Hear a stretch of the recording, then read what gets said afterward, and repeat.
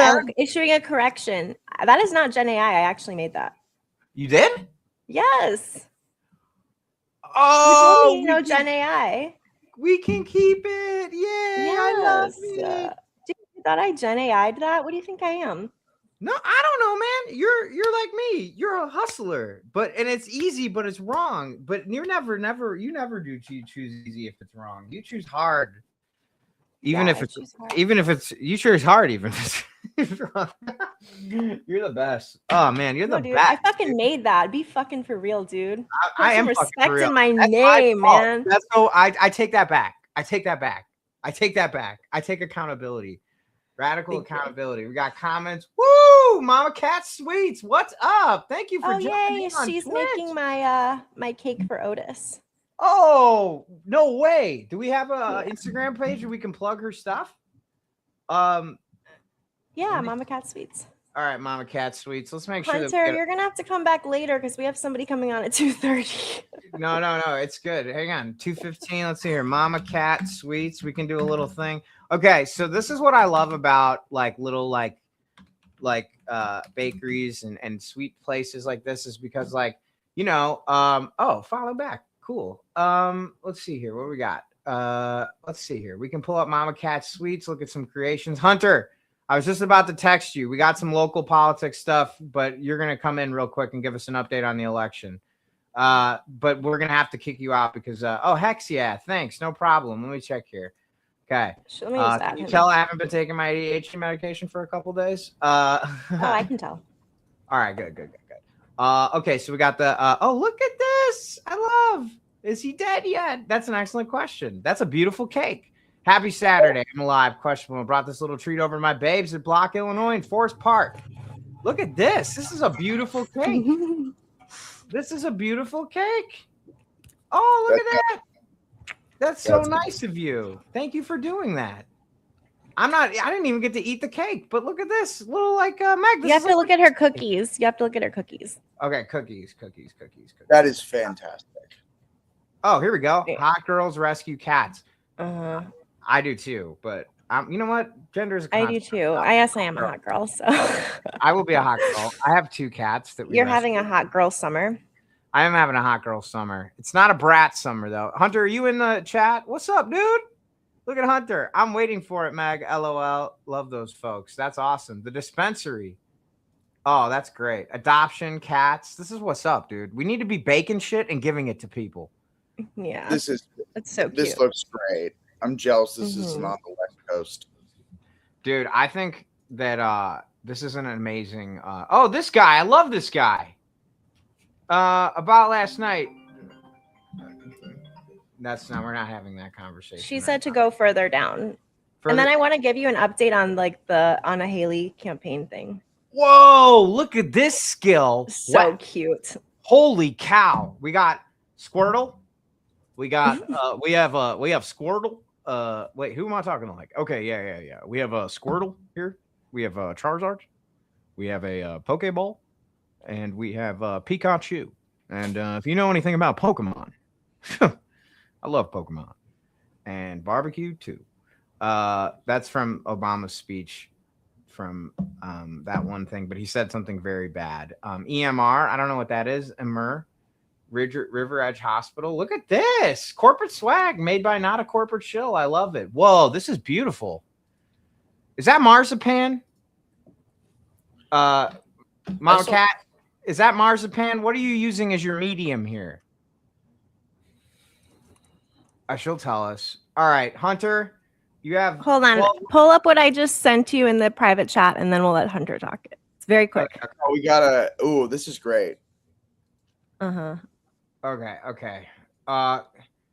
Kate Leg has been terminated from the Haley Stevens campaign after my inquiry to them about her dual role as a consultant for Palantir. Oh my God. What is going on? I gotta put on my sunglasses, man. The truth hurts, dude. The truth hurts. The truth hurts. Every accusation is a confession. What's going on? H-Bone. This person's also a third-way staffer. There's a 3-way. This is literally. See, that makes sense. That's literally. But that's literally what their MO is right now, is like the what's it called? Putting consultants for tech firms into campaigns Wait, hang on a without, second. you know, Let me see it's if so I- fucking crazy. Let me have- Oh yeah, here we go. I got my Irish tin whistle. 1 second. Let me just do a little soliloquy about this. So, Haley Stevens is full of it. Her consultant made a shit load of money working for Palantir, and that's why Haley doesn't seem like she drinks beer. She's a corporate shill with no. Okay, I'm gonna go get my weed pen, but you guys talk about the election because we have 10 minutes. Sorry, I'm just having a little whimsical moment today. Oh, before we talk about the election, we need to talk about some people doing some dumb shit.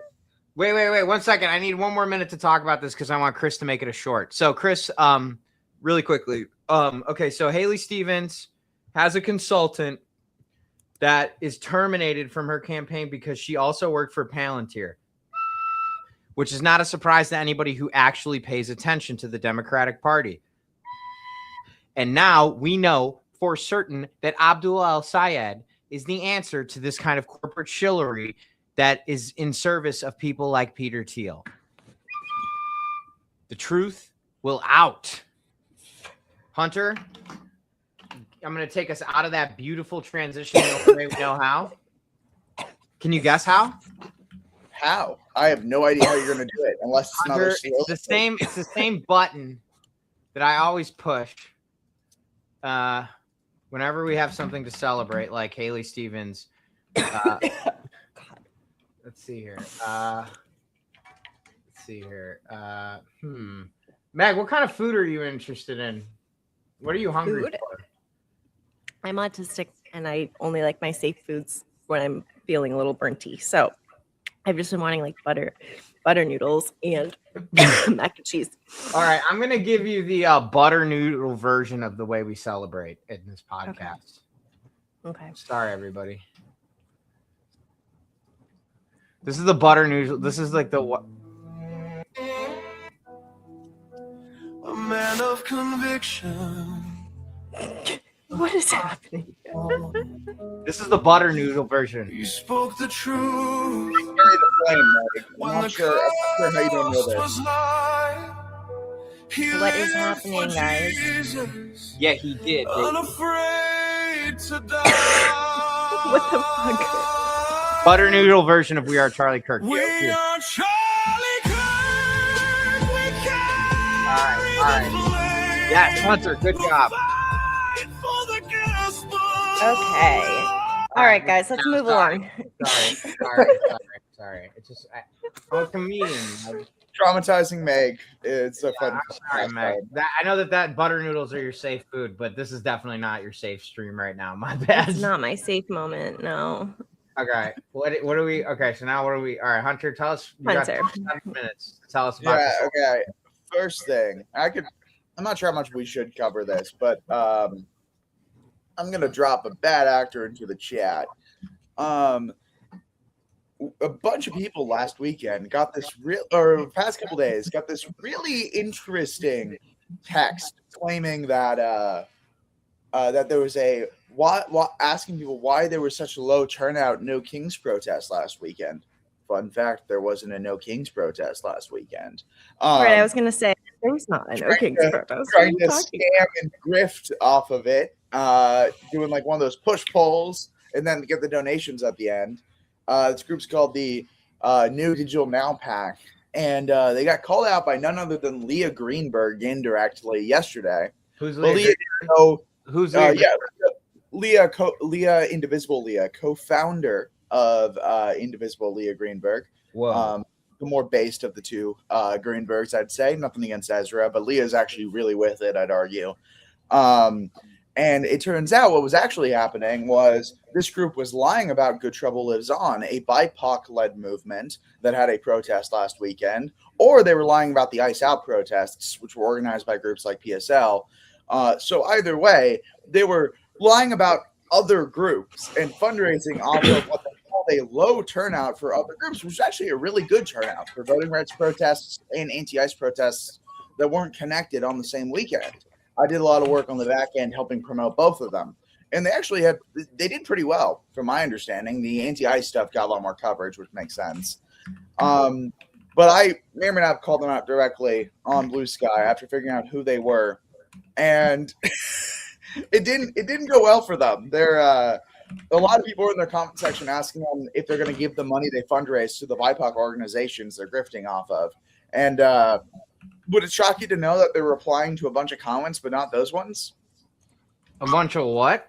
A bunch of comments, but not the ones they're asking them about whether or not they're going to give any of that money or actually provide any services to the BIPOC organizers that they're grifting off of. Ugh. So, dealing with that today. Also, these people are more active on the non-blue site than on Blue Sky, so the Blue Sky people weren't happy about that. But on Twitter, on what was formerly Twitter, they were actually attacking our good friend Katabu Ghazaleh for criticizing the DNC. Who? What? You leave our girl alone, motherfuckers. No. I have a mustache now. No. Yeah, hold on. Let me pull I'm up ready to fucking fight. Let me pull up the original thread I made. That's not the funnier one, but this one, if you scroll down, it's got all the cat info. And if then you're joining us on YouTube, Twitch, or anywhere else, you should be joining us on YouTube, Twitch, or Substack. If you are just joining us right now, Hunter, our political correspondent, the Steve Kornacki of Party Crashers, is making a big story about ops. The ops are out. But we do this because someone needs to stand up for what's right. Hunter, tell me what I'm reading here, so I don't have to. All right. So this is a scam text that was sent out over the past couple of days, claiming that there was a large No Kings protest that had low turnout, and asking people what happened, and if you give us money, we'll make that protest bigger for you next time. Well, problem number one was there wasn't actually a No Kings protest last weekend. There were nationwide protests, both of which were much more successful than one might have projected they'd be. One led by BIPOC groups for voting rights, right? Organizing against the terrible Supreme Court decision that's making it harder for Black people to be fairly represented in Congress. And the other one was the ICE Out protests, which were a direct response to ICE murdering, 4 people in 9 days. I feel like that's a pretty good thing to protest about. 5051 did some back end work supporting both of them and posted about it, but, not anything I take credit for. But these guys, who I had never heard of before until this text was sent out, were trying to fundraise off of the supposed failures of those BIPOC groups and of those immigrants' rights groups. And how much money do you think that they donated to those groups with the money that they fundraised? How much? We have no idea, because the dozens of people in their comment sections now asking them about it, there hasn't been a response. There's been a response to a whole bunch of other stuff, but not that. But if you go down, there's a couple extra kickers here. Number one is going to be what they were doing to our friend Kat, which is they were criticizing her for talking about how after she got federally indicted for protesting against ICE, after she got brutalized by ICE, the DNC did not do anything to stand up for her or help her. She talked to some of the larger donors, and they kind of, they left her on Schitt's Creek. And the only people that stood by her were a bunch of small dollar donors, right? Active organizers, local people. Those people were the ones supporting Kat. Her friends. Yeah, her friends. I donated, right? Like, what we do. But nonetheless, they're out there saying you shouldn't criticize the networking donors as anything other than hardworking, because that's what they are. Well, if they're harder working, all these fucking grifters. So that's these part fucking one. grifters. I also want to know, why are they giving Elon Musk money, right? Like, is your sub 350 follower account that can't crack 30 likes worth giving the world's first trillionaire over at least $32 a year that money, which you're fundraising off of No Kings people? Fun fact about No Kings people: who do they not like very much? The world's first trillionaire, the king himself. So that's problem number one. And problem number two is my favorite thing about all this is right below this is their own description of who they are. Oh, that's because every year Democratic supporters donate millions to so-called scam PACs. These entities bombard donors with urgent texts and emails promising to 5x match their donation, which they say will go directly to help elect Democrats. And if they donate to help reach some arbitrary goal, it will be the end of democracy as we know it. Leah Greenberg. Here we go. Pro tip: if you're going to send out a text blast fraudulently claiming you're the organizer of No Kings and fraudulently soliciting donations, maybe don't send it to me directly. World Star. Look, there's a lot of criticisms that you can make of No Kings, right? Totally fair. There's a lot of things you can make about No Kings, about 5051. One of the things that is true about 5051 is we don't fundraise nationally. So it's really annoying to see organizations fundraise nationally when they don't do shit. And then not just fundraise off of our backs, fundraise off of BIPOC groups' backs. Groups like Black Voters Matter, groups like Voto Latino, right? Like groups that are actually putting in the work day in, day out. Not to mention the hundreds, if not thousands, of local groups full of different marginalized identities. And it's two white guys. Well, actually, I call them two white idiots, but I do need to make an addendum to this. Because it turns out that one of their two leads is a member of a new union, which is an ultra-Zionist group advocating for greater Israeli-U.S. integration. Oh, wow. That's shocking. You mean to tell me that the people that wow, that's crazy. I know, right? So, yeah, anyways, their responses are hilarious. If you guys want to join in on the fracas, you know, you can go to I have some whatever. But anyways, Hunter, this is a good story. We would be lost in the world of bullshit if it wasn't for people that paid attention to shit like this, like you. I actually found something I think that we can all enjoy some schadenfreude of, which is please. In the NY Times embarrassing anti-DSA meltdown for establishment Democrats.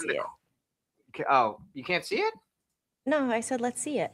Oh, okay, got it. Who love them. This is a crisis for establishment Democrats and the corporate centrist press who love them. This is a crisis moment. Democratic Socialists of America candidates won several Democratic primaries for Congress and the state legislature in New York. Meg, were we there? I forgot. Were we there? Where? In New York. At the DSA party? Yeah. Was that happening? No, we weren't at the DSA party. Yeah. We were not at the DSA party, but we were there when that happened. Yes. We crashed that party. We crashed the Lander party. Is that bad? Did we break it? Is it bad when we beat the corporate shills? Hunter, did we not go like 37 for 65 on our voter guide that night? We were like 100%. So let me keep reading this thing. I want to have the voter guide up because Sway's helped us make sure that the Mamdanification of America is complete. Sorry, everybody. I'm a little disjointed today. Okay. New York City Mayor Zoran Mamdani's favorability has increased to 58% of New Yorkers, with only 26% disapproving. It's basically Michael Rappaport and then other 25%, which, as The Guardian pointed out, is better than the Democratic Party as a whole. For establishment Democrats and the corporate centrist press who love them, this is a crisis moment.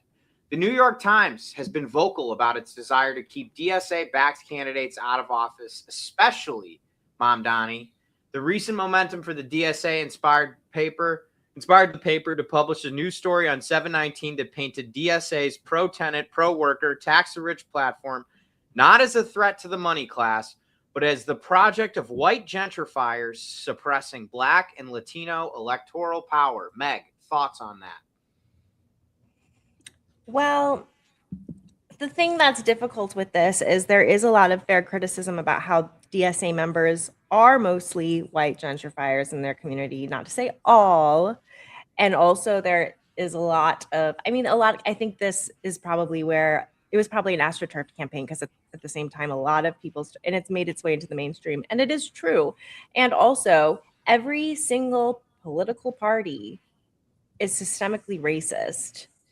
And the Democratic Party, DNC Democratic Party, is more fucking racist. Not that I want to ever have the lesser of two evils. I definitely believe we need to call things out where we see them and we need to improve.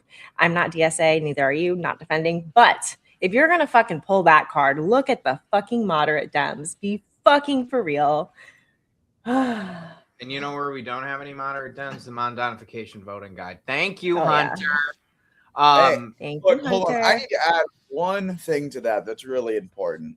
There's been a sort of recurring criticism of Abdul El Sayed and other progressive voices, especially DSA adjacent ones. Fun fact, Abdul is not a DSA member, so I don't know where the establishment got that one from.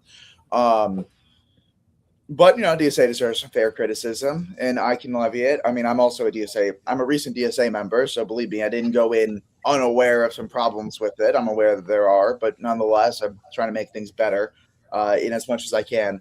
But my question to everyone who's talking about how white Abdul's rallies are and criticizing it for not being as diverse as it should be, are any of you going to post your rallies? We going to post a Haley Stevens rally? We going to post any centrist leaders' rallies?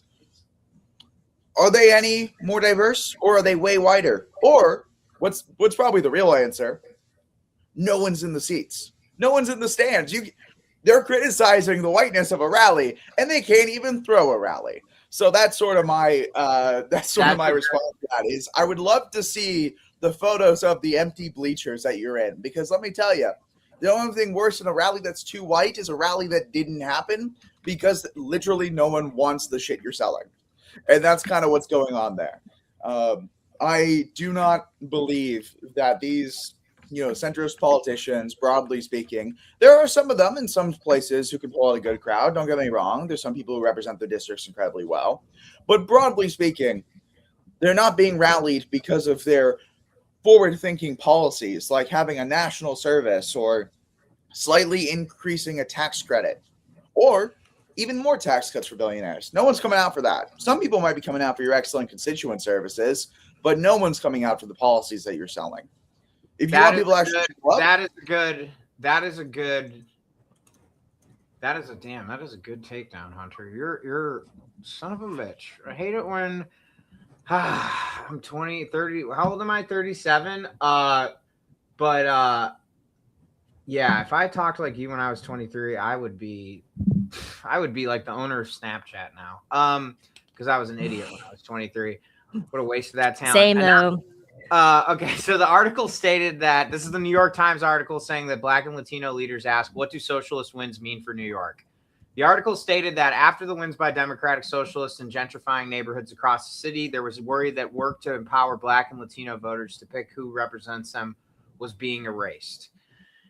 In New York City, most of DSA's congressional nominees and backed candidates are people of color. Of the 9 DSA state lawmakers currently serving in New York, 8 of them are either Black, Latino, or Asian. The co-chair of the New York City DSA, Gustavo Gordillo, is Peruvian American, and Susan Kang, who often comments from the DSA perspective on Spectrum News NY1, is Korean American. Oh, but the Times has a theory. The tension is not centered on ethnicity or race of the candidates supported by the DSA. I'm doing my New York Times. Wait, no, why aren't I not doing Ezra Klein? The tension is not centered on the ethnicity or race of the candidates supported by the DSA. Many are Black and Latino. It is more about the group itself. A 2021 national survey of DSA members found that the group was 85% white, a decrease from 2013 when 96% of members were white.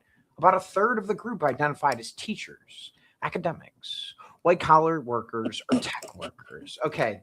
Thank you, New York Times. Senator Jabari Bursport of DSA told FAIR, it's racist to say a Black leader like myself is secretly operating on the whims of white people. It implies Black socialist politicians don't have agency. I'm not going to drop my mic, but I would, because that guy just... Okay, here we go. Mamdani won the primary without the support of a majority of Black voters, one thought to be a requisite in New York. The New York Times noted as evidence that Black voters' bread and butter issues may get overlooked. Yet far more Black voters than white or Latino voters went into the primary undecided. And in the general election, Mamdani resoundingly defeated Cuomo in majority Black precincts. 5 takeaways from Jabal Momin's loss. The congressman who lost to George Latimer was the first squad Latimer in a painful defeat for the Democratic left. Yo, first of all, can I just say that I hate it when they take victory laps on Cori Bush and Jamal Bowman, because I'm just going to say this, all right? Jamal Bowman didn't lose his seat, okay? Somebody bought it. But if Jamal Bowman wanted his seat back, he could get it back by sheer force of will and a microphone with an amp that you can buy at Guitar Center used or at a pawn shop, because that guy has more charisma, talent, and political prowess than any American politician of our generation. Jamal Bowman, if you've bought his seat and he hasn't taken it back, it's because he doesn't need it. He doesn't need a seat to have power. He's one of the most powerful people. Oh, hell yeah. They're You just snapped there. They're just Oh, rent- snap. They're just rent. Wait, you said I snapped? Yeah. Yeah, no, because you can't buy Jamal Bowman's seat. You can't buy Cori Bush's seat. You just rented them. They don't need to sit down in Congress and get free haircuts and all that BS to be powerful. They don't need. They can build power on their own. They got don't power need to sit on their on stacks. So when DSA Congress member Jamal Bowman was ousted by a white primary challenger loaded with AIPAC money, the New York Times takeaways warned only of racial, class, and generational splits, not political erasure of black constituents. Boom. Fair Media Watch, great Instagram account. Highly recommend you guys follow them, folks. Follow them. I'm gonna put a link to the thing we put here. Make sure you give Fair Media Watch a look. They do some great work. There is a lot of news that I've been telling people about. Like, it appears that we're going into McCarthyism 2.0, which I want to touch on. If Andrew jumps in, we're gonna have to Hunter. We're gonna pass. Yeah, no, I will go work on some emails to get some press coverage. You know, do not worry. I got a million things I can do. I'm just here because I love to support y'all. No, I love you. You came. Well, can you give us maybe a quick rundown, like 2-3 minutes, just what you saw in Arizona last night? I'm gonna pull up the Mom Donification voting guide because our friends at Sway. If you aren't a member of our guide, Hunter is our political director of the Party Crashers. Join our voting guide. It's really cool. You can vote for people like running for everything, assemblyman, water commissioner, anybody who has policies like Zoran Mamdani, so that we can take power from the bottom up. Hell yeah.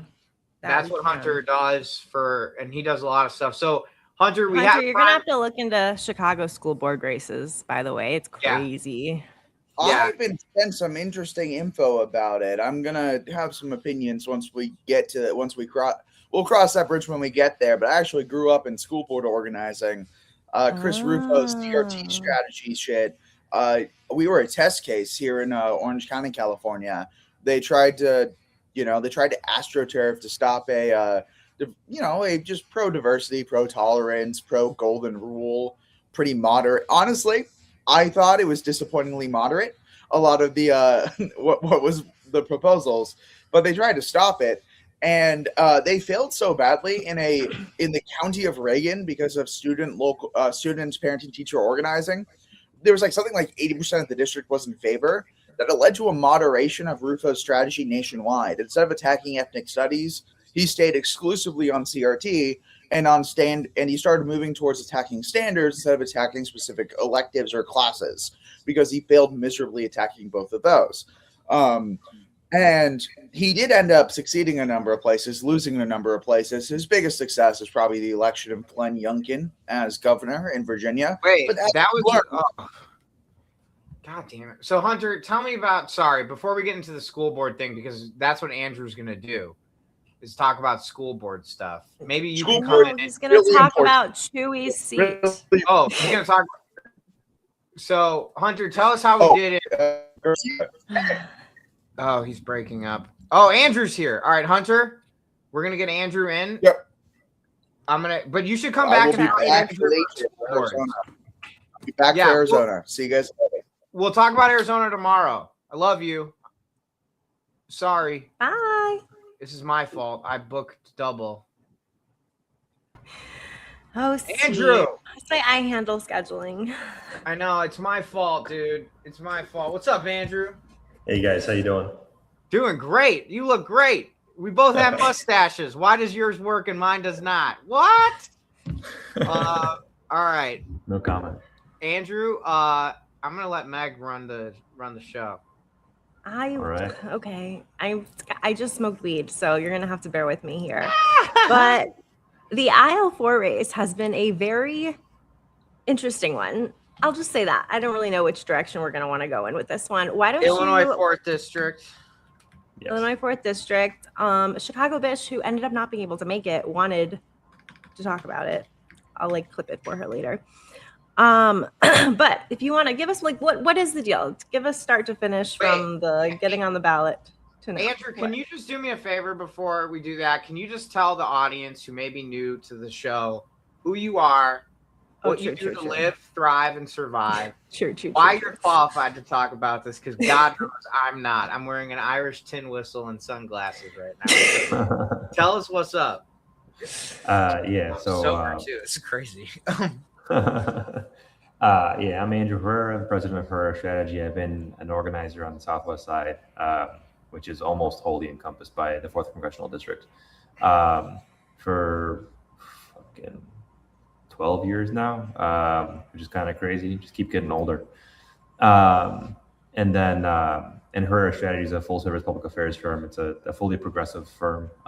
We push progressive policies. We support progressive organizations and running their campaigns and getting attention around them. So have been working with a lot of these folks to protect immigrants, protect workers, protect the environment, all that stuff for a long time now. So pretty enmeshed in all of this.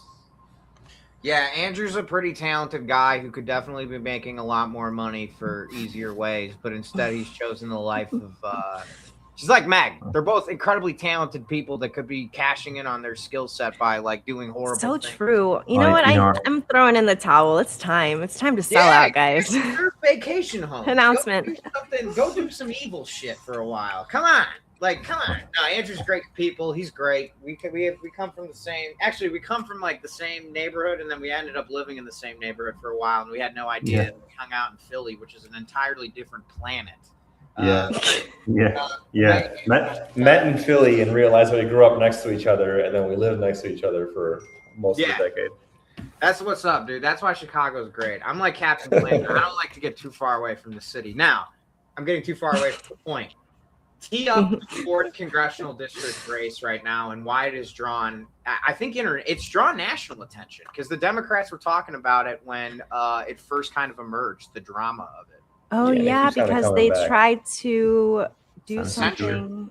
Yeah, censure, yeah. So I'll give you guys a quick rundown. So they used to call it still kind of is. Can you pull a map of the 4th Congressional District up? Yes, Megan? Absolutely. Or Steve? Yeah, I got you. Yeah, Steve's driving. He's got more energy. So in Chicago, the machine, people talk about the Chicago machine still. It doesn't really exist. Not like it used to.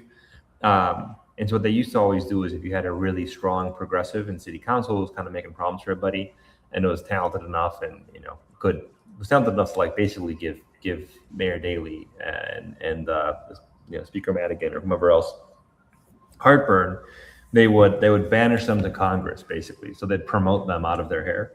The old expression used to be, and so they would say about like aldermen and stuff. They say, send him to Congress. Alderman is far too important because the alderman was the most important cog in the Democratic Party machine. They're the ones who were tasked with all the turnout, the electoral turnout, and that's what the Democratic Party kind of ran off of. And so and just a quick thing for people who aren't from Chicago who are definitely going to find this interesting. Aldermen are like city council members. They represent the individual municipalities within the city. Chicago's a city of neighborhoods, and each neighborhood has an alder person. When Andrew's talking about the Chicago machine, he means the political machine. It's called the Windy City, not because of the wind, but because of all the noise politicians have made over the years. And if you hear him talk about Mike Madigan, he's referring to Mike Madigan, whose best friend, Fast Eddie Verdoliak. Him and Mike Madigan committed several crimes that would make Buddy Cianci of Providence, Rhode Island blush. I think Mike Madigan is now in jail. I think he's still in jail. And he's referring to the I didn't know this about him. Yeah, I didn't know any of this. In the Daily Political Machine, which is based in Bridgeport, which is kind of in it's in the 30s. It's south of the city, about 30 blocks. It's where like Irish Catholic city workers work, and that's kind of where Mayor Daley, the old man, and his son, that was kind of the base of their political power. So Andrew, sorry to cut you off. I just wanted to zoom out for a second because it's a really interesting. There's a ton of interesting characters. Like for sure, all of these guys are expert political manipulators, and I know that they would all take a shitload of money from me playing pool. Like they're street people too.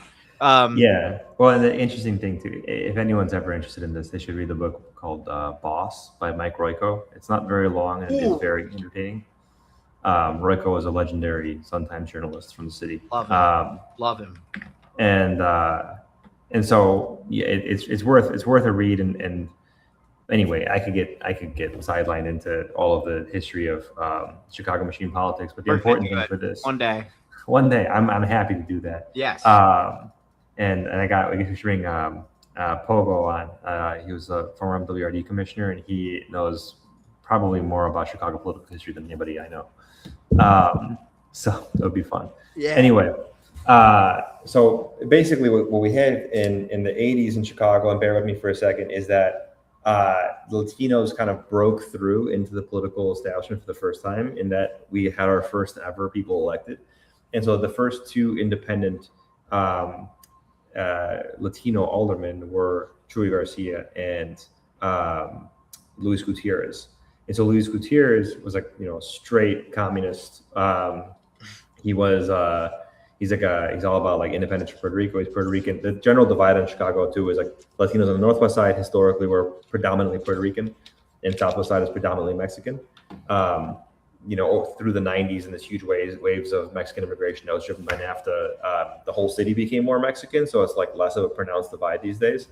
But Luis Gutierrez was like the king of Puerto Rican Chicago, and Chuy was the one for Mexican Chicago. And so that divide has kind of, persisted and blah, blah. Louis, they sent him to Congress. I forget when. It was sometime in the 90s. And he became, the Latino congressman. They sent him to Congress by creating the 4th Congressional District. And the 4th Congressional District, so that's Division Street right there with the big Puerto Rican flag. Yeah, big Puerto Rican flag. That's Humboldt Park. Go to Humboldt Park. So if you actually looked up not worth doing right now, but if you look up the old 4th Congressional District map, it looks like a straight horseshoe. The new one is a little bit less horseshoey because they created the 3rd Congressional District out of it, which is Delia Ramirez's district. And so those are the two, biggest, highest proportion Latino voters in the entire state. And the thing was, back in the day, like in the 80s, when we still enforced the Voting Rights Act, they would create these majority-minority districts, and because minority voters, for many reasons, vote at lower levels than white voters, you would pack the district with like 70% voters of that ethnicity, and then it was basically guaranteed that you'd get an elected from that ethnicity. So what's happened now is they've kind of diluted it a little bit, so we have two like 60% or somewhere around there majority Latino districts in 3 and 4. And so that's kind of like the general context. Like that's why 4 matters a lot for Latino voters. It was the first Latino congressional district ever in the state of Illinois. It is still a majority Latino district, and it encompasses a lot of the areas. If you look at the map there, you've got Cicero, and then if you go like south from there's Berwyn, and then east into that is Chicago and all like Latino Chicago neighborhoods. That is probably the most impacted part of the city from the recent ICE raids, including Brookfield, and then following I-55 up on both sides of the river. It's very, very heavily Latino. And so we're getting hammered right now on with ICE and with a lot of other things that are really impacting the Latino community. And this is, this is like, this is okay. Yeah, that makes sense. So this is Berwyn, this is Cicero, this is like Midway Airport's down here. Yeah. Like this is all okay. Actually, okay, that makes sense. All right. That's cool. Like literally when I would do ICE patrol, it was like just right there. Yeah, and we have Broadview also. It's in the 4th Congressional District, which is right, because Broadview's down here, right? Broadview. Here? I think so. It's like down here somewhere. It's like right off 55. Yeah. But yeah, so that's why this is important. And then so the big scandal, right, is that Chuy went and he just declined to file his nominating petitions. So every candidate has to collect signatures when they're running for office, and they collect a certain number of signatures, and it allows them to run for office as a member of the Democratic Party, right? So they can run in the Democratic primary. And there's deadlines for everything in order to make the ballot. And so Chuy didn't make the ballot, or he didn't submit the petitions that he collected. So he basically chose at the last minute not to get to apply to be on the ballot. And instead, Patty Garcia, no relation, who was his chief of staff, she did submit petitions, right? And so what you have there is that everyone's saying, "Oh, this is a switcheroo." You know, they're basically. Sorry, I just want to get into the mechanics of the scam, because if you don't know that, it's not a scam. It's just a very ham-fisted way of circumventing. Basically, if you know you are going to, and correct me if I'm wrong here, Andrew, this is all Expo, not Sharpie. The reason we have experts on is so that they can correct me. And Meg laughs at it because it's usually pretty funny. But so basically my understanding of the situation is that in order for you to get on a ballot, you need to meet a certain amount of signatures on a petition by a deadline. And it takes time to get, say, 10,000 signatures from constituents in order to get on the ballot. Now, if somebody was going to retire, say, and waited up until the deadline to petition, to file, and that person didn't announce until the deadline, the petition deadline, that means that no one would be petitioning to get on the ballot because you think you're going to be up against somebody who's been in office for 30 years. What's the point, right? So by waiting, Chuy could have possibly told his staffer, hey, I'm going to wait to announce my retirement. You have time to petition quietly. And then he can drop off of the ballot, and then she will file the petition, and she may not have to run against people. Right? Like, and I'm not trying to say it's bad. I'm just trying to say that's how it could have worked. Right? And that's Yeah, what and that's- people, I think, see. And also, right. like, that's political strategy, is it not? Yeah, no, I mean, that seems like legal, though. It seems like kind of. It is all legal, and like there's no. The thing is saying, well, they didn't tell anybody, but it's like you're not required to put out a press release saying that you're, circulating, and you are circulating in public. So like, It just the word sounds like he has always game. eventually gets out. So look, I think I've been on both sides of this, right? I remember when Senator Tony Munoz did the same thing, and on the last day, it used to be that you would just like resign from office, particularly for state office, and then the committeeman would just appoint somebody, and then like appoint their son or something like that. That's so frowned on now that even though it's technically like still legally possible, they just don't do it anymore. And so now this is thank for that. Yeah, I think probably that's true. And so you do have this. What I would say is the optics on this are not great, because you want to say, oh, we want to have a robust competitive primary, all these kinds of things. And then where it gets kind of weird is this. I forget how Marie. What's her name? Yeah, Gluckenkamp Perez. Yeah, Gluckenkamp, something like that.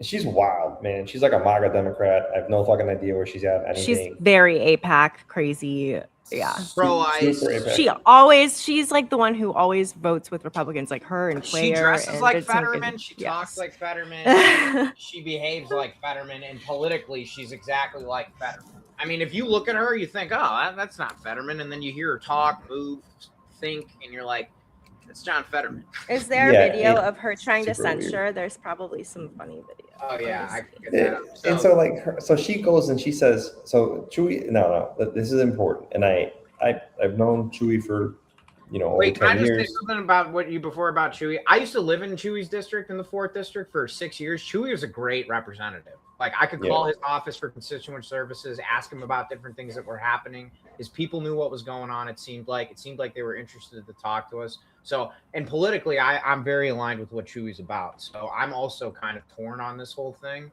But yeah, I think so. I think it's a really important point, Steve, is that Chuy, not only was he the first Latino, I think Rudy Lozano was first, but then Rudy was assassinated, and then Chuy was the second Mexican American alderman.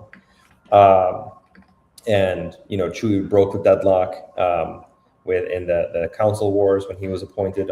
He was a big ally of Harold Washington. He's always been a mainstay of progressive politics, even in like the dark days of the 90s when progressives couldn't win anything. And even the early 2000s, Chuy was always the one holding it down. He's dedicated his entire career to public service. If you walk anywhere around on the Southwest side, people love Chuy because people know that he's been fighting for them for 40 years. He's been knocking on their doors. would talk to old ladies, the señoras would be like, oh, should we help me carry my bags, my groceries to my car 15, 20 years ago? Like that kind of thing, and a real kind of example of servant leadership. Yeah. And He's a real somebody one. he's a real one, and somebody who has truly given his life to his community. And so, and then, his stated reason for dropping out was, I know to be true, which is that his doctor said that his heart was in bad shape. He couldn't deal with the constant stress.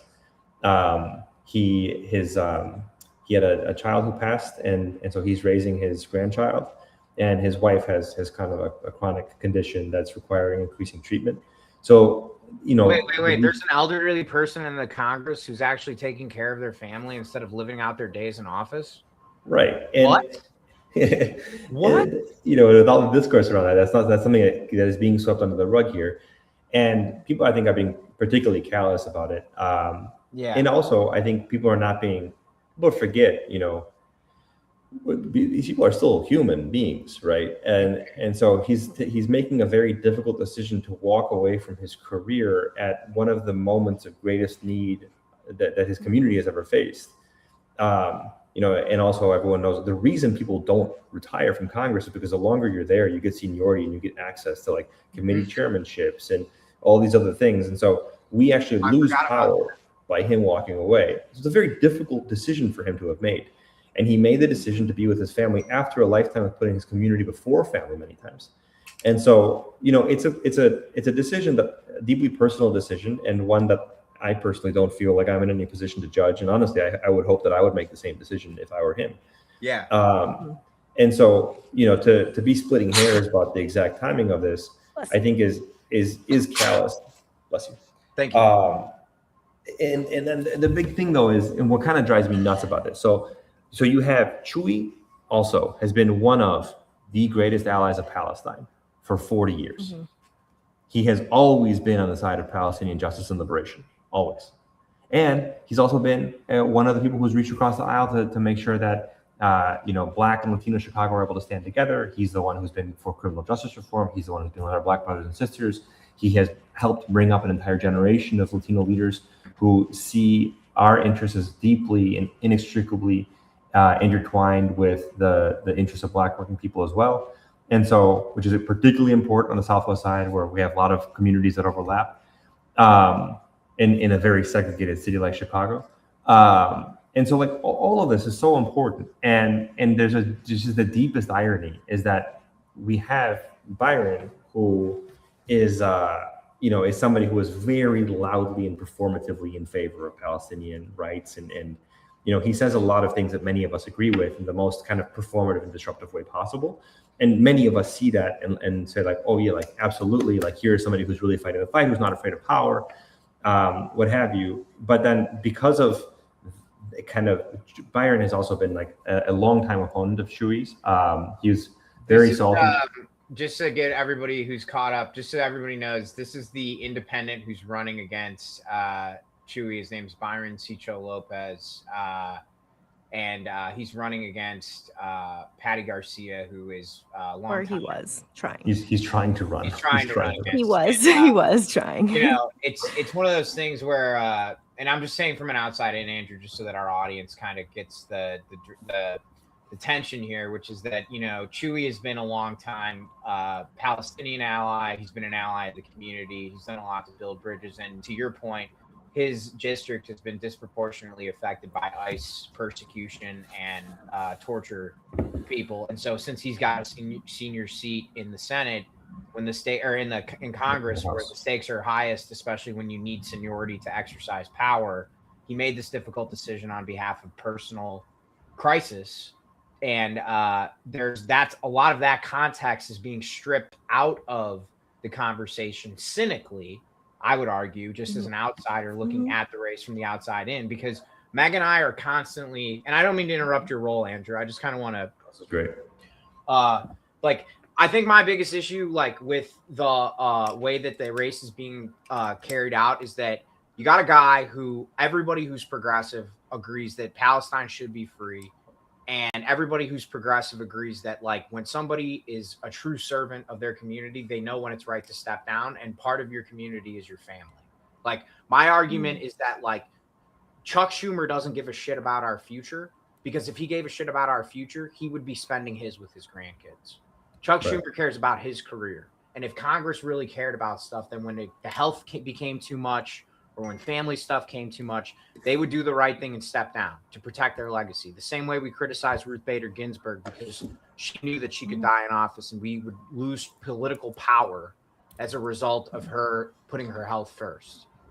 And I think Chuy did make the right call here, just from a person. I respect the leader who leads his family and helps his family, you know. And like you said, he's made a lot of community sacrifices for his community. He is really a servant leader.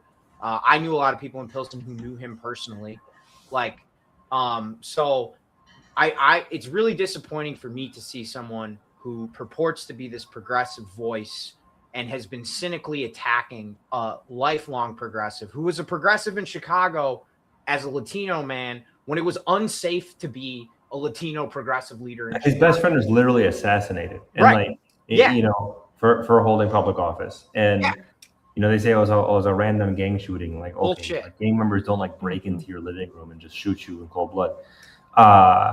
And so, you know, you look at all these things, and I think that, you know, there's an ahistorical kind of view of this. I know people are very heated right now.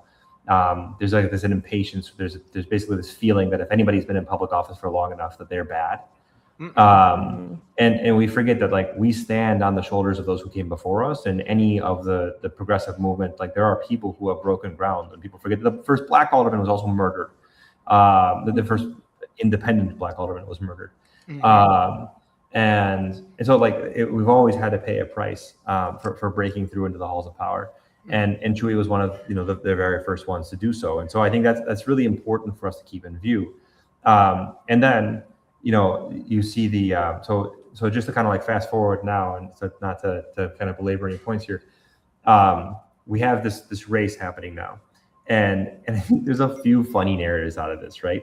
So a few things, right? First of all, there's a Republican candidate who's running. I forget her name. The Republicans don't matter in the fourth. It's Chicago, yeah. Yeah, whatever. And then Nice there's try. this guy- Nice try, yeah. God, what's his name? The mayor of Lyons is running. The white guy. Okay. Not in the 4th district, man. Well, Yeah, bro. If your township has a lacrosse team, good luck in the 4th district. Like, like, I don't think that shit's gonna play at the Cindy Lynn Motel. yeah. So his name is Chris Getty, right? And Chris Getty, his dad was also the mayor of Lyons. Lyons is kind of like old white, like the white ethnic machine still exists out there, like Lyons, Berlin, Cicero, those kinds of places, still run by those old crews. And the thing is, he went and got his 10,000 signatures, right? And so while Myra and Byron are complaining about how, like, this is voter suppression, Chris Getty didn't complain at all. He went and got his 10,000 signatures. They were all good, and that's it, right? And then Ed Hershey is running as the working class party candidate. So it's a different party, it's a different party line, and he went and ran. And now the thing is that with Ed Hershey and with this Republican lady, they're just like, fuck it, whoever runs, we're going to run. Ed has run against Chuy multiple times. From the rhetoric that you're hearing from Byron, that, like, Chuy is the fucking devil, he's blah, blah, blah, blah, blah, blah, blah. You would think that, well, if he's so bad, why wouldn't you just run against him? You know, why wouldn't you run against him in the primary? Why wouldn't you run against him as an independent? Well, or like as a third party candidate? That's a great question, yeah. So why wouldn't you run? Myra is the same way. Myra barely even lives here. You know, she's somebody who spent she grew up here, but then she moved to DC. She spent her entire career in DC, and she moved back here to run for office, right? And so it's like, okay, but our communities do value people who have put in the work over you know, the years and have been part of our community. Especially because so much of it is protecting. And sorry not to cut you off, but, like, when you're talking about this spot in Chicago, at least the part where I lived in, like, it's important that you come from your community, because people see these communities where marginalized people live, or working class people live, and they see opportunity to exploit and to buy up housing and buy up property. There's constantly this push from real estate developers and all these people that see money and opportunity in places where people have lived for 30, 40, 50, 60 years, multiple generations. So like having somebody to represent your community that can fend off a lot of these interests is important. So somebody who comes from out of state and back in, sorry, I don't mean to cut you off, Andrew, and cut me off if I'm wrong here, but like there's a lot at stake in these places because there's a lot of people that see dollar signs and forget about the history. Right. And I think the other thing to note here is that you're looking at, and look, I think, I don't know Myra very well. She seems like good people. But you're looking at somebody who's coming from the outside, all of the money, she raised a substantial amount of money for an independent run very quickly. And then she spent over $100,000 in signature collection. So the narrative out there is like, oh, like, you know, we knocked all these doors. Oh, well, you paid somebody to knock all those doors, right? Mm-hmm. And I've been doing this for a long time too. And so the question of the signature review is basically the process is you submit the required number of signatures. You usually want to triple the signatures that you're supposed to get. Because if you do that, then like no matter how many are seen as kind of like not good signatures, then you're pretty much safe. And so they submitted like 17,000. The 10,000 was the required number. And then you look at that though, and you're seeing like pages of signatures that were clearly, the signature is like identical all the way down the page, so different names, but the same signature. And so, and it's very common, so that they call like a pattern of fraud. And so you see that, and so they'll disqualify batches of signatures because they can tell that there's one person who's getting paid per signature, right? So somebody will get paid $3 per signature or something like that. And so you basically have 20 names on a sheet. You're getting paid $60 per sheet. And instead of going out and collecting those names, they just write them all down themselves. They go through a voter roll, they write them all down, and they sign for all of them, right? Yeah. That is a common thing that happens. That's the oldest trick in the book, bro. It's like going to the graveyard to find votes. Come on. Right. And the thing is, that's what happens when you pay people, because now your campaign has to actually check to verify. And if you don't have a buttoned up operation, somebody's just going to hand you a sheet. You're going to hand them the money. That's it. They're gone. And you've got a fraudulent piece of paper, right? Right. Because some dude is like, oh, I can get 100 signatures in 3 hours and make $300, or I can make $300 by writing 100 signatures from the voter rolls in 10 minutes. Like, it's just that's why it's bad incentives. Bad incentives lead to bad results, which is why when you're out and you just got people volunteering on the strength of like your what you can do for them if they help you, that's why you get the best results. Sorry, keep going. My bad. This is all interesting, so I'm getting excited, but I have bad etiquette. No, this is great. And so, you know, almost 90% of the $300,000 that Myra raised came from outside of Illinois, not even just the district. And wait, 90% of the so $270,000 came from outside of the state of Illinois. Yeah. And so it makes sense because all of her professional connections are DC connections. And so they'll be around the country, but DC money is either from DC or it's from New York or it's from another, you know, major political hub. It's not really going to be from Chicago. And so, you know, you look at all of that and you're like, okay. And at the same time, you have Byron has even worse signatures, right? And so Byron is not somebody who like really rolls up his sleeves and does a lot of the door knocking himself. But we have a lot of our friends in DSA and PSL and other kinds of organizations are very animated, and they really believe in his candidacy, and that's fine. But what you end up having is like a very kind of disjointed signature collection process, where you'll have, you know, sometimes if you're standing outside grocery stores and things like that, or bus stops, you're going to get people from all over the place. Right. And so there's this question of like, oh, it's voter disenfranchisement. It's like, but it's not voter disenfranchisement if there's, and this is a true thing, like there are people who are signing whose address was in Texas, right? And it's being submitted. And it's like, but a Texan does not have a right to representation in Illinois' 4th Congressional District. Nah. You know, so that's not voter disenfranchisement. In fact, it would be disenfranchising 4th Congressional District voters if you allowed that person in Texas to decide who our representative is going to be. That's disenfranchisement. That's true disenfranchisement, because they don't got they don't have any skin in the game. Right. And so, you know, you look at that and like, I'm not telling Texans who can be their representative. And so, you know, you look at all of that and you're like, okay, you know, everyone can kind of nitpick at the rules and all that, but kind of to summarize, everyone had the opportunity to run. Everyone could have run, right? not only could they have run, multiple people did run before Chuy announced anything. And then even after the announcement was made, a white guy from Lions somehow got 10,000 good signatures. And these two Latino challengers, not because they're Latino, it's because one's an outsider who's never run an election before, and one's kind of, not a process guy, let's say that kindly. And so you have like this messy process. You're a class act, bro. I'm not a process guy. I'm a laughs guy, but I'm not a process guy. All right, that's cool. That's a class move right there. I'm putting my shades on. So you look at that whole situation, and now I'll say that I think maybe the last thing I have to say about this is that the unfortunate part of all of this is that Chuy, after a lifetime of service to his constituents, to the Palestinian people, to fighting for human rights broadly and consistently and coherently, is now being attacked by many people on the side of Palestinian liberation because a Zionist attacked him in Congress. Like for a Zionist calling for his censure on the House floor triggered a bunch of local Palestinian supporters to call him, all kinds of horrible things. To me is very unfortunate and I'll say deeply hurtful. I've been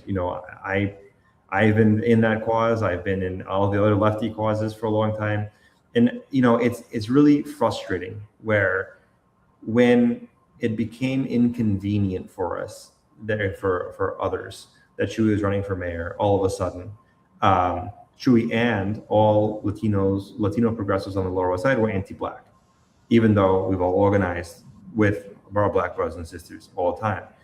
When it becomes convenient or inconvenient for people who wrap themselves in a keffiyeh, then all of a sudden we're anti-Palestinian. And without regard for all of the work that we've done and the blood, sweat, and tears that we have actually shed to advance these causes alongside people who are really meaningfully doing the work. And anybody who's really meaningfully doing the work understands that we have been there every step of the way. And so I'm not Chuy, but I can say that we broadly are being maligned for, being kind of part of a corrupt machine, a corrupt process, a corrupt this and that. When all I can say is that Patty Garcia is somebody who, you were talking about, Steve, that Chuy's district office has always been very responsive. I know that Chuy's district office would frequently field immigration case requests for the neighboring congressional districts, for Danny Davis's office, for Bobby Rush's district. And so they actually had the largest caseload of any district office, and they were the ones who were working overtime to do that. And in that office, I have not seen anybody who's worked harder than Patty Garcia. And so when it comes to the level of actually doing the work, of actually being there for the constituents, of actually getting things done, Patty's the one who's served at every single level of that operation and has supported all of the local progressive electeds to help make sure that people don't realize how much we have flipped the southwest side of Chicago progressive in the past 10 years. I got very lucky because the folks that I learned from, you lost for 20 years, from like the early 90s to the mid 2010s, and then all of a sudden I got involved in like 2015, and it just so happened we started winning every single race. And so, but that was the product of them fighting for 25 years without anything to show for it. It's progressive, and anything worth fighting for, you never lose, you only learn. Right. That's a great way to. All those quote unquote losses were not losses. We learn, we build. It's like that's what it is. Like that's what I was telling our mutual friend who took one in an election. I was like, listen, like we know more now. Like, and you don't. That's why the thing is, it's like they left it better than they found it. And then you pick it up where they put it down, and you keep moving it forward. That's why, like, it's cool that you learn from people who basically didn't have the whole like W next to their name and the D in the Senate or whatever, but like they like left it so that you could pick up the torch and like keep carrying. And our whole generation of organizers, and that work was critical, because otherwise we'd be starting from scratch right now and we'd be in a much worse position, and we're already not in a great position. Right. And so I think ultimately this whole thing comes down to like you can be upset about whatever. Anyone's entitled to their feelings and opinions, right? I just think that it becomes damaging and unconstructive when lefties are punching at lefties and saying that we're not really lefties. I mean, I've been seeing people on Twitter and Instagram saying like, you know, Patty and Chuy are fascists. What are you smoking? You know, like how are we throwing these words around? And these words have no meaning if you're going to start saying things like that. And so, you know, we can always, there can always be a cleaner process. People can always, you know, make major life decisions on a timeline that we prefer. And you know, they can roll things out in a different way. But also at the end of the day, you know, if you're really, and particularly the folks who are like most up in arms about this, I think are also the same kinds of folks who are saying, well, you should primary everybody, right? Okay, well, if you're primarying everybody, just fucking primary him. They'll live fine. Yeah. You know? Right. I think, Steve, to bring it back to the New York Times piece that you pulled up earlier about how DSA is, you know, responsible for a lot of gentrification or ignoring like the actual community's needs. I think this is kind of a good example of where that perception comes from. Not to hate on our friends in the DSA, love all of them, but you can see with this example how that perception comes, you know? Yeah, and I'll just say, like, you know, again, all love to DSA, all love to everybody, and not to single anybody out. The challenge is that if you have a bunch of folks who are saying Chuy's a fucking Nazi, right? And you're telling the abuelos and the abuelas in the neighborhood, and you're telling their kids, you're telling people who like, you don't understand. Like, I grew up with Chuy as a household name, right? And Chuy was like synonymous with like the guy who didn't sell out, like the one elected that we could trust, like my entire life, right? Before I ever met him. And so, you know, you talk about that, and it's like he has a greater significance to our community than people really understand. And now we've got a bunch of like mostly young folks, many of whom are not from the district, who are coming in and they're telling us that our person who has led us through our, you know, dark days and good days and everything in between, is actually a fascist because he did one thing at the end of his 40-year career that they didn't like. And it's a procedural thing that is not impacting anybody's cost of living, is not making it any easier for them to get through the day, is not solving immigration problems for them. You know, what that does is actually discredits them entirely. And what it does is it splits off the part of this like very energetic activist base that's making these really extreme calls and pronouncements from the broader, you know, body politic, which is, you know, more concerned with making it to the end of the day. And the biggest problem we have in the 4th Congressional District is voter turnout and engagement. And anybody who thinks they're going to get higher voter turnout and engagement because you're going and saying democracy is dead in the 4th Congressional District and Byron Ciccio Lopez is the only person who's going to say that because he's going to bring us to the Supreme Court, like, that's not going to help anybody, particularly because Byron's going to lose that challenge because he just, frankly, like under the law, he didn't collect the required signatures. There was nothing stopping him from collecting the required signatures. He has enough organizers out there. They should have been able to collect the required signatures. There is nothing that was in the way except for himself and his own organization. The same is true for Myra. And so for both of those to be standing there and to be saying that, you know, that democracy is dead, is that more likely to make somebody come out and vote for the first time who's scared of ICE, scared of everything that's happening right now, or more likely to suppress that vote and make them think that there's just no point in engaging anyway? And I haven't heard these people talk about any issues this entire time. They've only been talking about process and how wronged they have been personally. And I think that's just deeply, deeply damaging. It's also very manipulative to voters too. It doesn't give them actually informed votes. It doesn't actually, it's performing rage. What I'm saying is my own opinion, not reflective of anyone here. It is performing rage because performing rage gets good feedback from lefties, and everybody's trying to take down the establishment. And it's very easy to be like the old guys, the establishment. Fuck you. Yeah, It's and very everybody's manipulative. fucking online. It's It like, could be my look, man, opinion, because my opinion's usually wrong and Meg corrects it. So you can speak on behalf of me.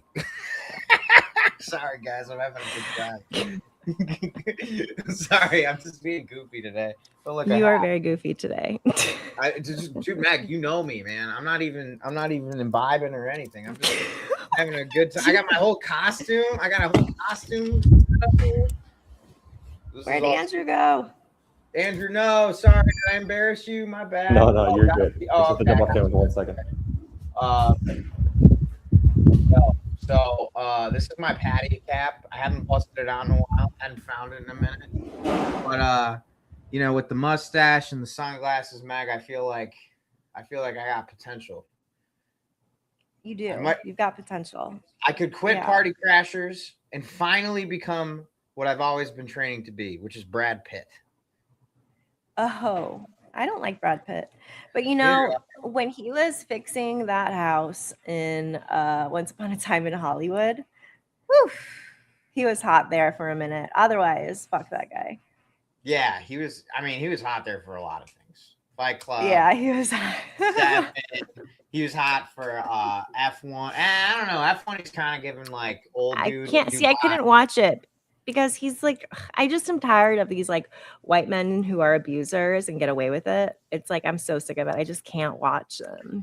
Yeah, that's like I can't watch Annie Hall anymore because Woody Allen's a creep. I can't watch anytime I see a Miramax logo in a movie, I tend to I really rethink whether or not I'm going to watch it again. That's why we have the Divorced Dad video segment, because usually it's about movies. Have we had this segment yet? No, Is I'm it a gonna new segment? actually no, maybe Andrew will want. Do you think we've got all of our Illinois 4 out?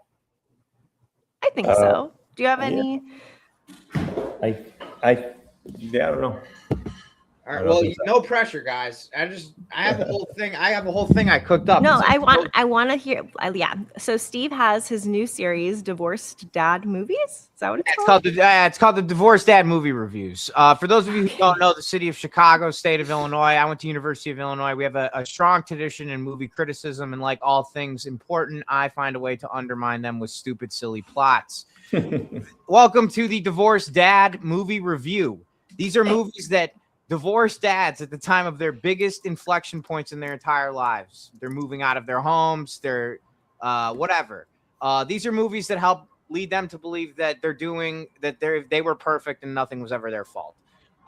So this is one that I think is a very helpful one to reflect on if you're out there watching this movie. It's a great movie. It is a classic created by the one and only Michael Bay. That movie is Armageddon. Armageddon was a movie released in 19. I don't want ads. I'm going to continue without supporting. No, I don't. Privacy choices, private. Okay. So for those of you who don't know about Armageddon, this is going to get us a copyright strike. But Armageddon is a movie starring Bruce Willis and Ben Affleck. It got a 42 on Rotten Tomatoes, 73 audience score. That's the divorced dads coming in strong there.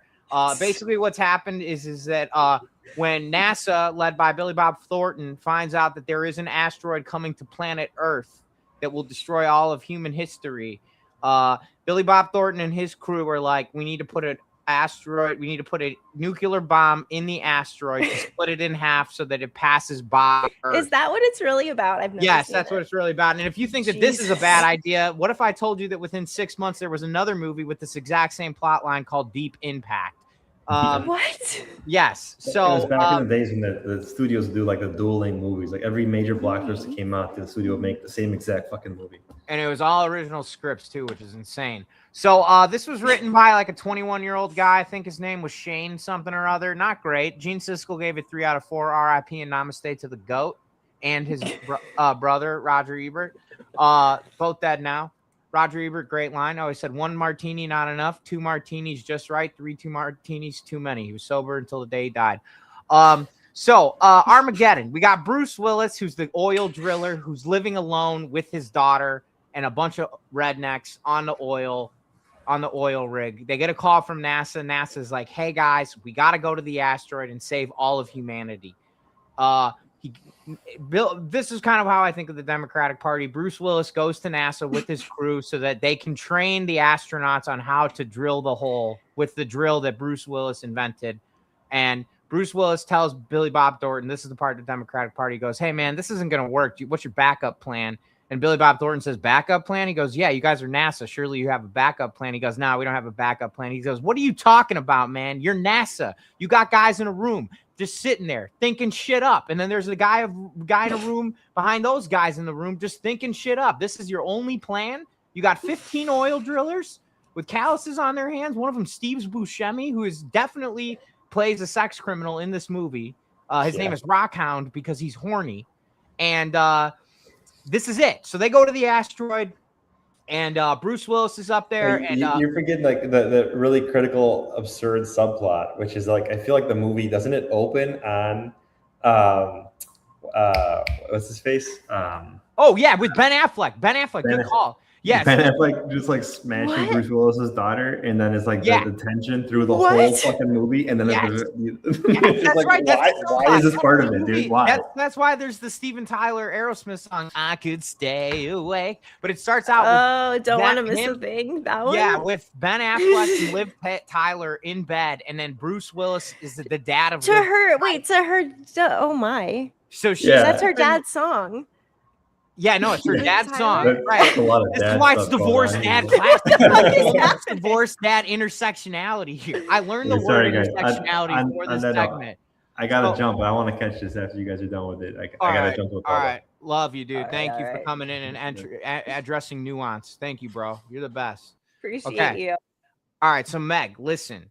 Okay, so Mhm. Liv Tyler is Ben Affleck's hubby. Like they love each other, and Ben Affleck works on the oil rig, and Liv Tyler is his Bruce Willis's daughter, and they have sex on the oil rig. And so the opening scene of the movie is Bruce Willis catching them and trying to kill Ben Affleck. Very divorced dad behavior. If your daughter is being intimate with somebody she loves, you should proceed to try and shoot that man dead. Mhm. No questions asked. Mhm. Doesn't Of matter course. how he treats her. Of course. So, Right. end up getting this team of oil people together, and then Bruce Willis and Ben Affleck obviously have a falling out because of the banging daughter situation and trying to kill situation. So then Bruce Willis has to ask him for help, which every divorced dad hates, and then they go to the asteroid, and then they have a lot of problems. It's very difficult. But then endably, what happens at the end of it, spoiler alert, if you haven't seen the movie Armageddon in 1998, which played on TNT on repeat, which is another reason why it's a divorced dad classic. You can't afford Redbox or Blockbuster when your wife has taken everything from you, is Bruce Willis, who's the divorced dad hero here, decides that he is going to stay on the asteroid to blow up the bomb and not show up to his daughter's wedding and him and Ben Affleck make up. They make up because Ben Affleck is the one who's going to make the sacrifice plane stay on the asteroid to blow it up with the nuclear bomb that they had to drill a hole in to the asteroid so they could drop the bomb in there. And what they basically understand by the end of this movie is that Bruce Willis is the divorced dad king, because instead of going home and, he was just like, I'm going to just die. Because this is what divorced dads do, man. They just die. They don't make anything. They're like, you know what, man? I'm going to make a sacrifice play for my daughter. I'm going to tell her I love her, and I'm going to leave her with that. And then she's going to marry the man she loves, and I saved the world, so it's all good. And that's why it's a divorced dad classic. He doesn't really ever come in touch with his emotions. He just stays a hard ass till the day he dies, when he saves all of humanity. Divorced dad, I give this Nice. movie, Divorced Dad, Rotten Tomato meter, I gave it 98.6%. I'm going to take 1.4% off because of Steve Buscemi's character being a creep, huge creep. The audience, 27% of the audience is not divorced, so they're wrong. Divorced Dad classic. What do you think of the new segment? I love it. It's great. It's great. I do think it's time to take a more serious turn, though, because I really do want to talk about Madison, Wisconsin, if you don't mind. Not at all. But I do love the segment. All right, good. I'm going to take my. Okay, let's talk. Take this segment and run with it, because this is fun. I like it. It's a Yeah, good we need an palate cleanser interstitial. between serious topics. Yeah, it's good stuff. All right, let's get to It's- let's get yeah, to the I like it. tragedy of Madison. I'm going to give you. Damn, now I'm gonna have to watch all these movies. Yeah, Armageddon. Okay. All right. I will take over the screen. First, I want to give a content warning. We are going to go over some violence, police violence. So trigger warning, content warning. If it's going to make you feel upset in any way, go ahead and just move on to the next video. Make sure you follow us on your way out, though. But okay, Madison, Wisconsin. There was a police killing yesterday, and there were no body cams, but it was in broad daylight. So this is one of the few times that we get to see it from multiple angles, and it is horrible. So again, I'm going to give you a warning. I'm going to show you the first angle because it has sound, and then the second one without. And then I'll tell you what we know and what is going on now. Okay. PG Newsroom, post the first one. All right. Where did it go? There it is. Share screen. All right, you ready? This is just 10. This one is just 7 seconds. You All ready, right. Steve? Do it. Okay. Okay. Uh-oh.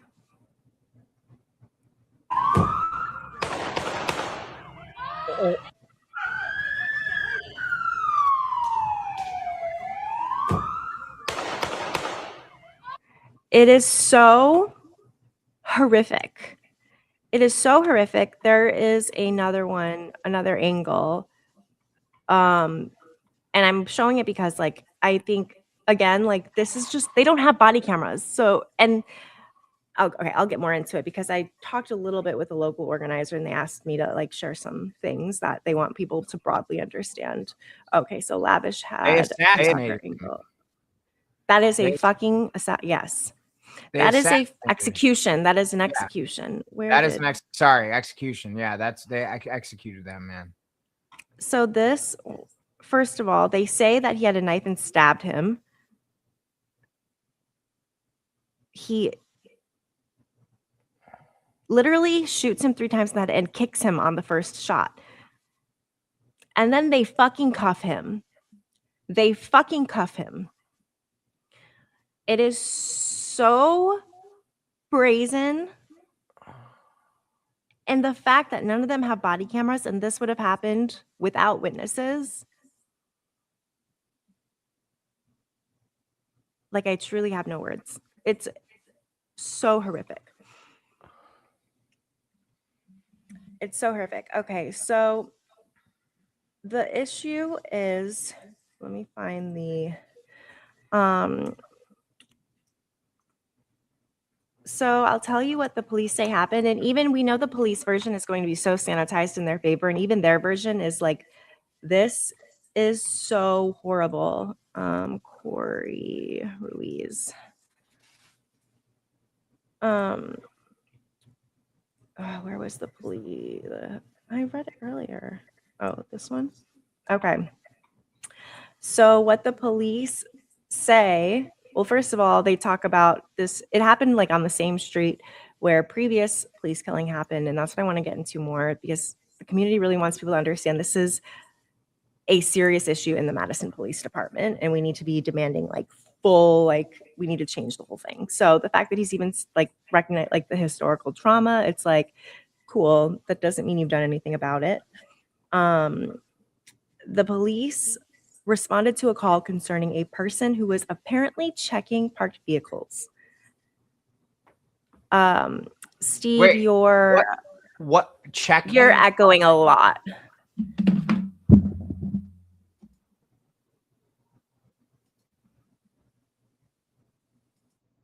Uh-oh, and you're frozen now. What about now? Hello? Am I echoing? Can you hear me? You're not echoing, but you are frozen. Oh, you are I haven't echoing. moved it. I am echoing? Okay, Hang on. you're good. No, you're good now. Oh, no, but I can hear myself echoing. Oh, sorry. Hang on a second. You know you can do echo cancellation in your mic settings? Well, I'm wearing my headphones. Oh, I have those. 1 second. Okay.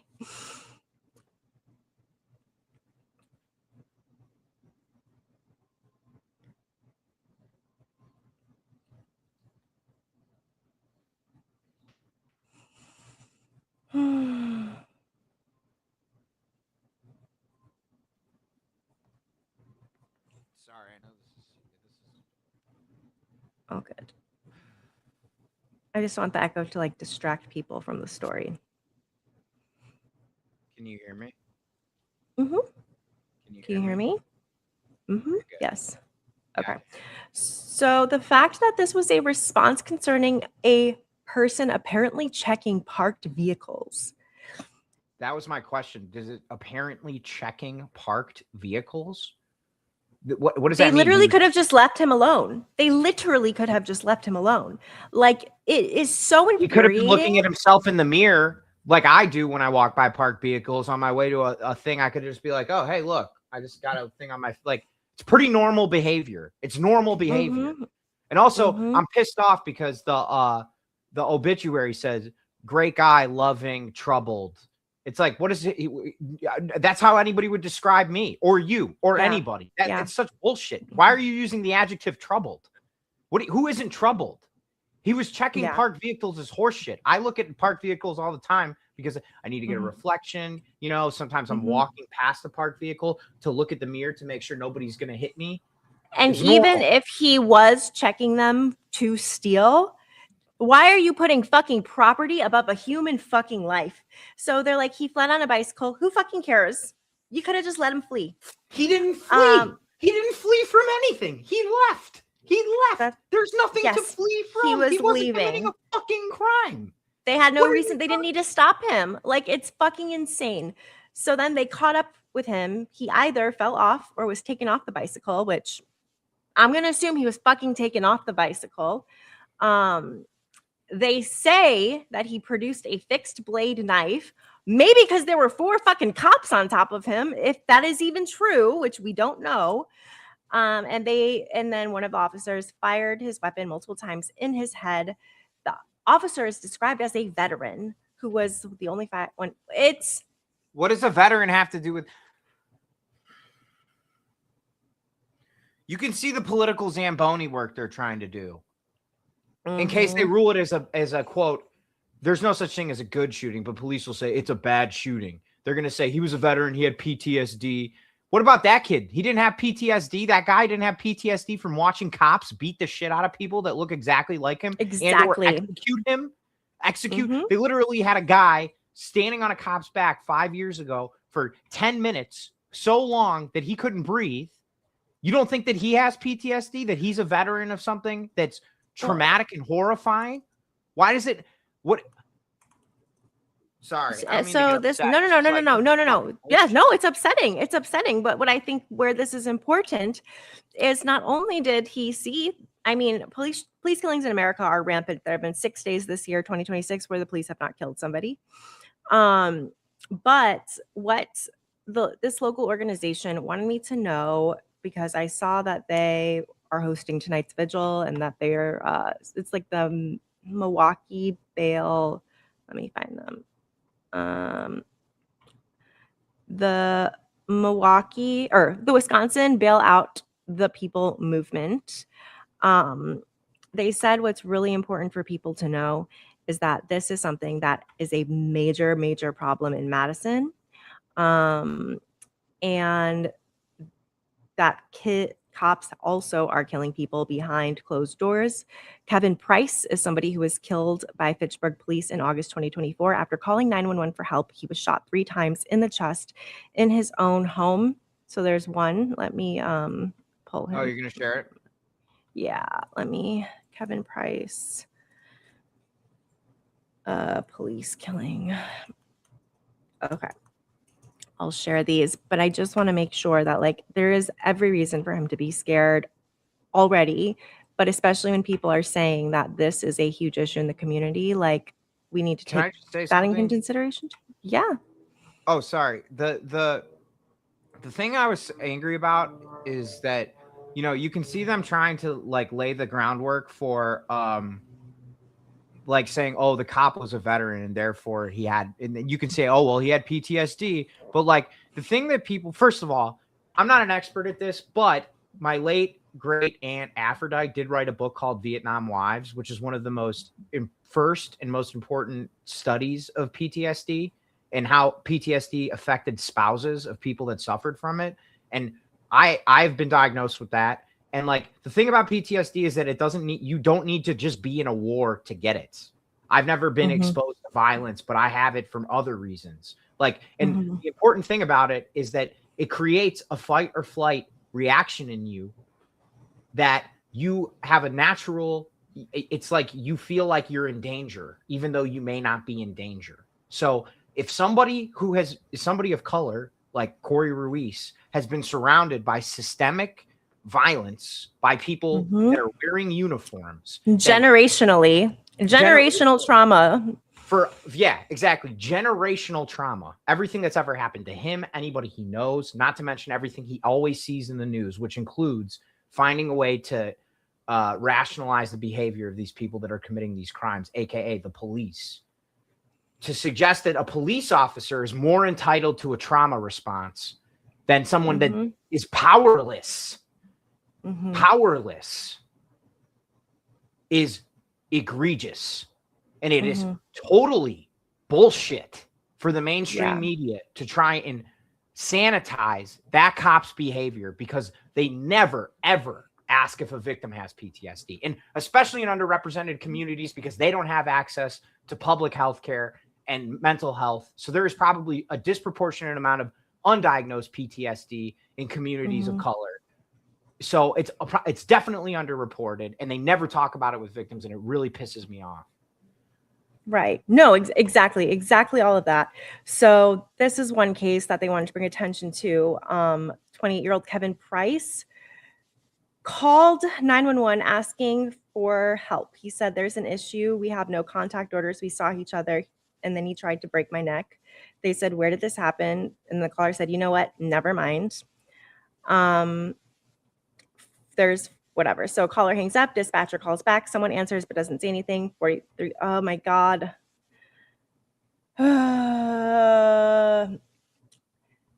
3 officers show up to the area. They say a neighbor tells them a couple was fighting inside the apartment. Fitchburg police say a man inside charged officers with a knife. 7 minutes later, the call log shows an officer shot that man in the apartment 3 times in his chest. It turns out he is the one who made the 911 call for help in the first place.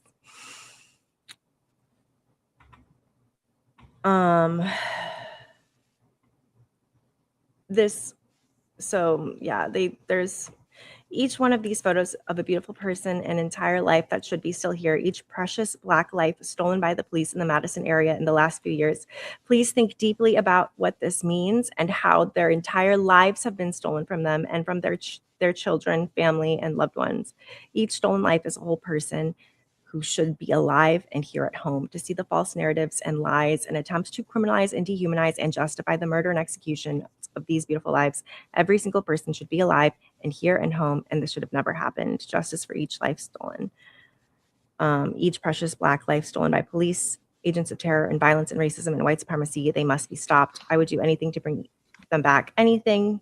Each one of these victims, I don't know if it's repeated, but justice for Rashad, Ajaya, Aaron, Kevin, Corey, Richard, Christopher, Elliot, Rodney, Brandon, Tony, and each of these precious lives stolen by killer cops and violence workers. So I just really want to make sure to amplify this.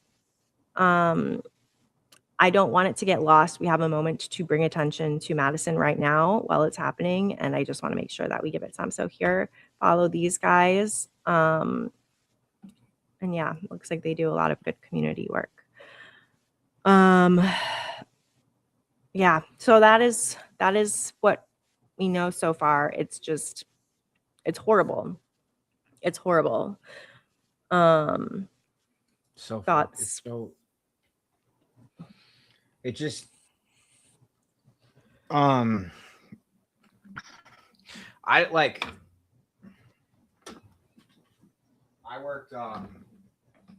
have a complicated relationship with this topic because I worked in we watched my thing, the Copaganda. I worked on a cop show, and I know a lot of cops, and I also think that, and they are good guys, and I also think that the institution of police is evil. I think that the police force and the fact that you are weaponizing working class people to imprison and kill other working class people is inherently evil and needs to be dismantled.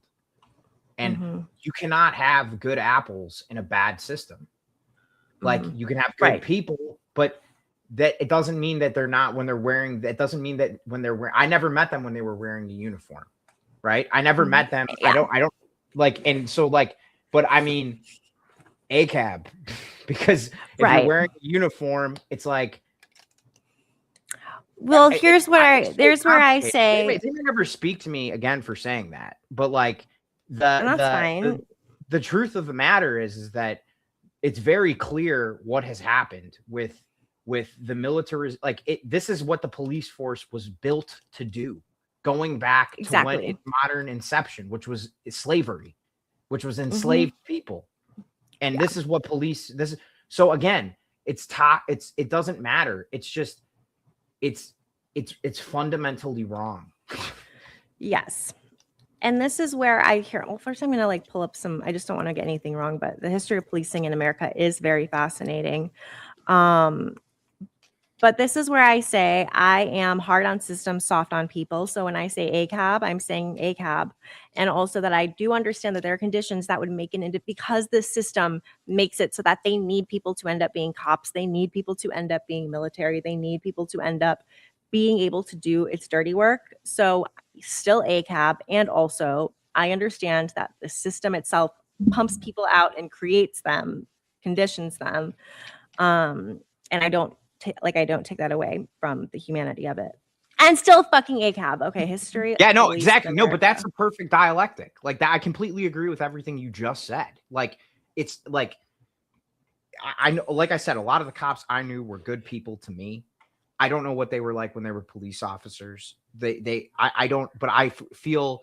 And also, yes, you're a white system- man. You're not gonna ever Right, have the exactly. same. I'm a white guy. experience That's the with thing. And police. like honestly, I've been in situations where police have approached me and treated me differently because Mhm. I was a white guy. Like, can I tell you a quick story of a perfect example of white privilege? Yeah. Okay. Yeah. I was on LaSalle Street in 2018. I'll never forget it. And there were three dudes. There was a black kid, he was 15 or 16.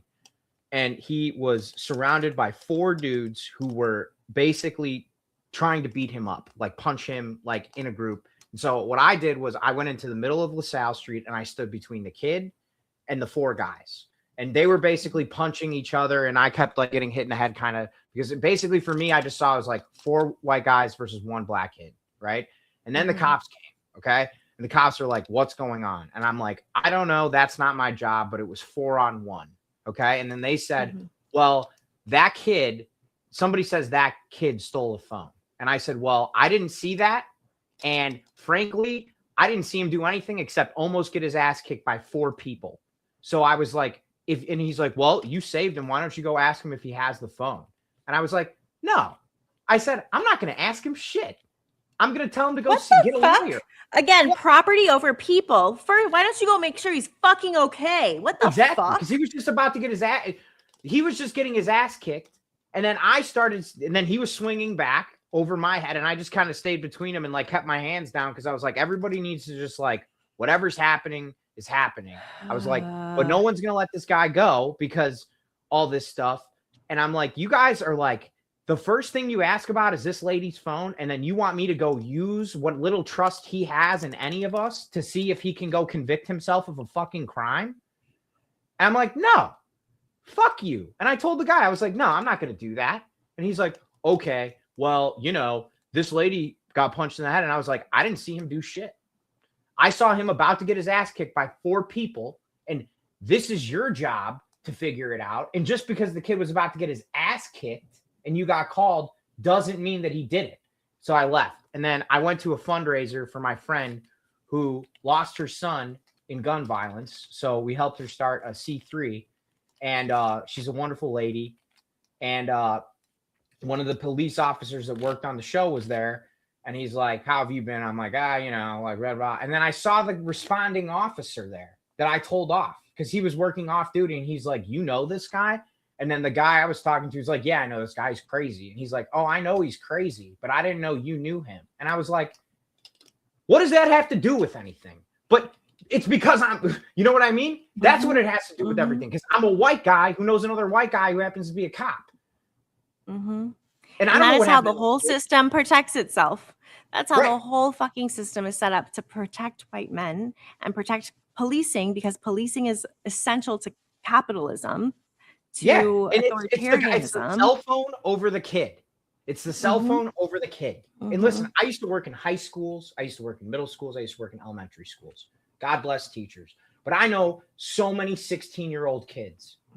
And honestly, not a single one of them. I've not met a sociopath. I met one kid that was a sociopath, diagnosed as that, and it was abundantly clear. But there is not one kid I didn't know that did something stupid because they weren't afraid. Because they weren't afraid. And if it's just bullshit. It's bullshit, and the privilege thing is real, and all of these assholes that are like, "Oh, when I grew up," it's like, shut the fuck up. It's not 1970. Sorry, it just pisses me off. It pisses me off because it's the same people who complain about Lupita Nyong'o doing a great performance of Helen of Troy. I want to see that so badly. Me too. Sorry, I don't mean to go off on such a tangent, but like, is that what you mean by white privilege? Like, because it's like when a white dude's like, well, yeah, it's a level of power that cannot be taken away from you that other people do not have. It's your proximity to power. It's like the assumption of innocence. Yeah. And, you know, just the fact that white privilege shows up in so many ways. I'm not going to break the whole thing down, but yeah, that is an example. Well, the fact that I feel safe enough to run into danger, even though that the cops may be coming, is white privilege. Like that's me. Like, because like that's white privilege, right? Like going to see some stupid shit go down and then go, hey, maybe I can help. But it's not. I'm not afraid of the cops coming up and shooting me because of And like, I'm sorry, but like, that's true. Like, I don't know that it's bad, but it's just true. Like, yeah. So for people who don't really understand the origins of modern day policing, I have this NAACP history of policing I'll go over real quick, and then we can go into McCarthy trials. But so slave patrols. McCarthy to our next segment. You're gonna save it to the next one? Okay. Yeah. Okay. But we should listen. We should read this because this is a good history. Yes. So here's the North Carolina time, right? Mag, sorry, I get angry. No, you're good. I, patrollers' name, do swear that I will, as searcher for guns, swords, and other weapons among the slaves in my district, faithfully and as privately as I can, discharge the trust reposed in me as the law directs to the best of my power, so help me God.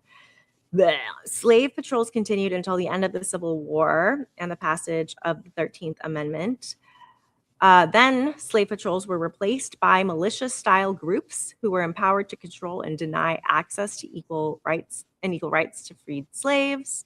They systematically enforced black codes. Black codes were like, if you're black, you have to have a job, or they could pick you up for not having a job. They could pick you up for looking at someone funny, for trying to shake a white person's hand, like anything, not having an ad, being unhoused. And then that would put people back into the plantations because plantations became penitentiaries. Then when black codes were abolished, Jim Crow laws came up. And so then the police were used to enforce Jim Crow laws. And that is just always, like, this has never changed. It is such a poisonous system. And I just really hope that people take this as a moment to shed light on the fact that policing in America is just as fucking bad as ICE in America. And like we have to start hitting all forms of criminalization. And we need to start practicing abolition. So yeah, that is my little spiel. All right. Well, I have all right. Well, this is going to be our stream for the day. Thanks for tuning in. If you're still watching, we're going to be back.